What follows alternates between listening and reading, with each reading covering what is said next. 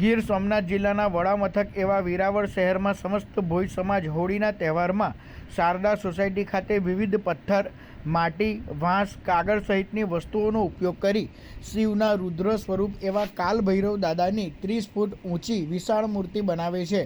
1 થી 1.5 મહિનાની મહેનત બાદ આ મૂર્તિ બનીને તૈયાર થાય છે।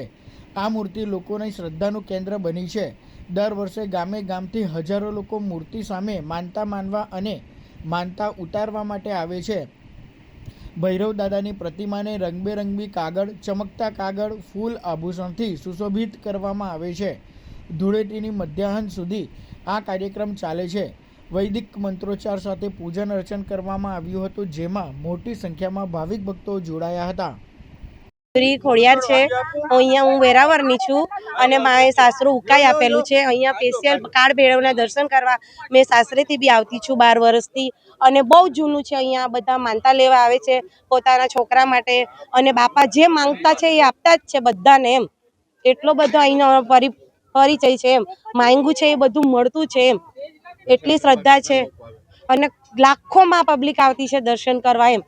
અહીંયા આયોજન બી અહીંયા થતું જ હશે 20-25 વર્ષ, હું 37 વર્ષની તો હું ખુદ છે ત્યારથી તો જોતી જ છું એમ। એની પહેલાનું તો મને બી નહીં, એટલે બહુ જૂનું છે એમ, 100 વર્ષ જૂનું।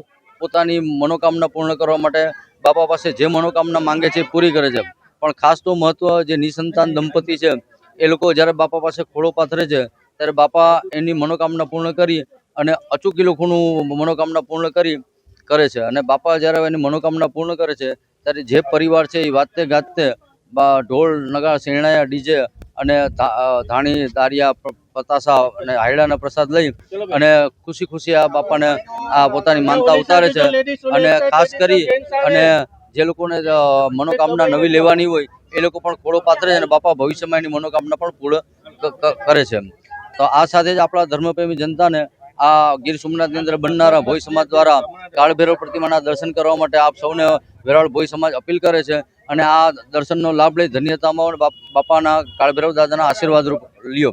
ખાસ કરીને આ કાળભૈરવ દાદા એ ભગવાન શિવનું એક સ્વરૂપ છે કે જે 64 જોગણીઓમાં જે કાળભૈરવ હોય છે એ દરેકનું સ્વરૂપ છે, એમાં કાળભૈરવ છે એનું વિશેષ મહત્વ છે।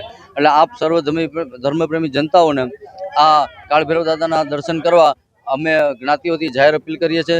ધન્યવાદ।